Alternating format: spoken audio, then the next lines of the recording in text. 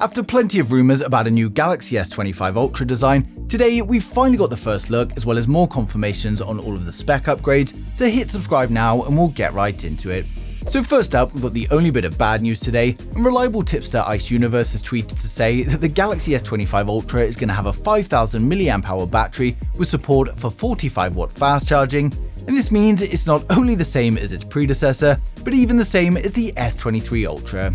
Now, of course, it's still early days, so that's not 100% guaranteed, but it's certainly disappointing to hear. Something that won't disappoint your charging needs though is today's video sponsor, Ugreen's Nexode 12,000 mAh 100-watt power bank. Its slim design makes it easy to carry around, yet it's still able to output 100 watts of power through its USB-C port. We've got a display on top that not only shows us a battery meter, but it also shows us the battery percentage on screen, and it's able to charge an iPhone 15 Pro to 55% in 30 minutes, an S24 Ultra to 26% in 30 minutes, and an iPad Pro to 40% in just 30 minutes. You can be rest assured all your devices are safe thanks to the thermal guard system, as well as protection for overvoltage and overcurrent protection, as well as short circuit protection. Whatever electronics you have, the Ugreen Nexode power bank is going to keep them charged and working, and you can go ahead and grab yours today by clicking the link down in the description below, and it's great for daily commuting or short day trips, and you can go ahead and grab yours today by clicking the link down in the description below,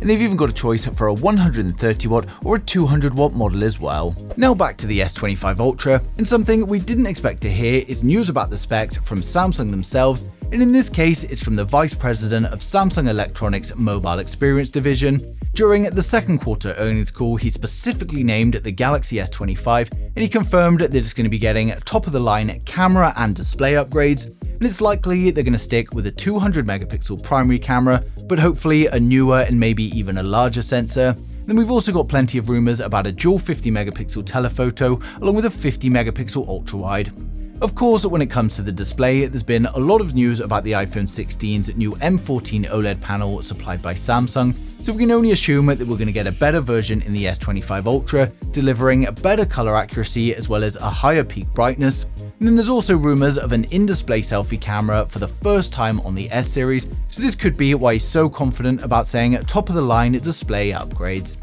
Now next up, we've got the first look at the new Galaxy S25 Ultra design, and we previously had news that these were the 4 prototypes that were being worked on. Ice Universe, however, says they're all wrong. Now he's been telling us for weeks that the S25 Ultra is going to be more curved than the S24 Ultra, and something a bit more like the Note 7, and he's now tweeted this render to give us our first look at the Galaxy S25 Ultra. Now I have to admit, I don't like it at the moment. Looking side by side, I much prefer the aggressiveness and the sharp corners of the S24 Ultra, but arguably the curves are going to make it more comfortable to hold, and looks are of course subjective, so let me know in the comments what you think about this new design. Now of course, as always, I'm going to make some new 3D renders on this design, and make a new concept trailer for the S25 Ultra to go with it, but the animations do take a long time to create and render, so you're going to have to bear with me on that. But for those of you excited for the Galaxy S25 series, we're now going to run through the full specs, design, and the expected pricing to help you guys decide if it is worth the wait. So make sure you hit subscribe now and we'll get right into it. So first up, we've got the standard Galaxy S25, which is coming with a 6.36-inch dynamic AMOLED display with improvements to brightness and color accuracy. We're getting a 120Hz display with HDR10+ and a resolution of 1080 by 2340, and of course protected by Gorilla Glass Victus 3.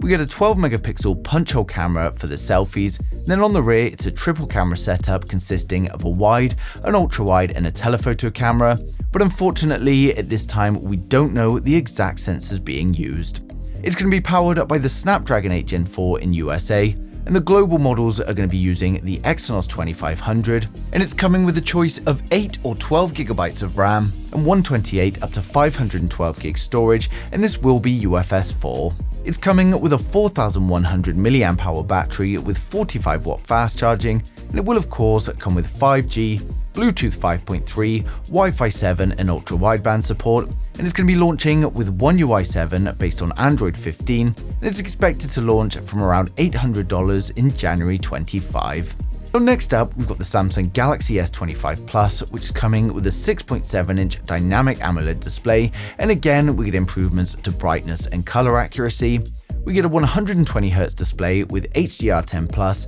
and a resolution of 1440 by 3120, and again is protected by Gorilla Glass Victus 3.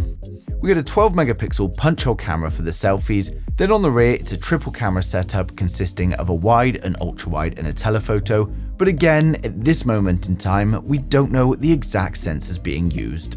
Now it's going to be powered up by the Snapdragon 8 Gen 4 in the USA, and then the global markets are getting the Exynos 2500, and it's coming with 12GB of RAM and a choice of 256 or 512 storage, and this will of course be UFS 4. It's coming with a 4900 mAh battery with 45W fast charging, and of course it's going to come with 5G, Bluetooth 5.3, Wi-Fi 7 and ultra-wideband support, and it's going to be launching with One UI 7 based on Android 15, and it's expected to launch from around $1,000 in January 2025. Now finally, we've got the most premium model, the Samsung Galaxy S25 Ultra, and the S25 Ultra is coming with a 6.9-inch dynamic AMOLED display with improvements to brightness and the color accuracy. We get a 120Hz display with HDR10+, a resolution of 1440 by 3120, and it's going to be protected by Gorilla Glass Armor 2. We're likely going to get a 12-megapixel camera for the selfies, but there are a few rumors that it could be the first S phone with an under-panel camera. And on the rear, we get a quad camera setup consisting of a wide, an ultra-wide, a telephoto and a periscope camera, but again, at this moment in time, we don't know the exact sensors being used.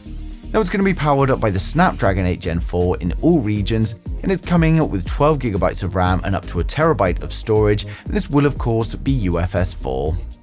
It's coming with a 5000 mAh battery with 45W fast charging, and it will of course come with 5G, Bluetooth 5.3, Wi-Fi 7 and ultra-wideband, and it's going to be launching with One UI 7 based on Android 15, and the S25 Ultra is expected to launch from $1,300 in January 2025.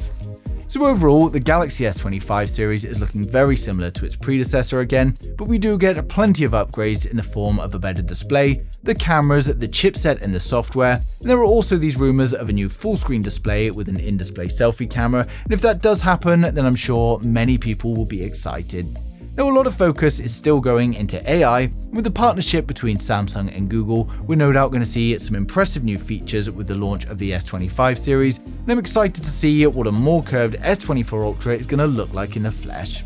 Now, of course, given its similarities to the predecessor, it's probably not going to make anyone with the S24 Ultra rush for an upgrade, but for those of you on older S phones or looking to get your first S phone, then it's going to be a great choice. Now, of course, we're still a long way away from the official launch, but as we approach it, more and more information is going to continue to come to light, and I'll be sharing it as soon as it does, so make sure you subscribe so you don't miss a thing in the future.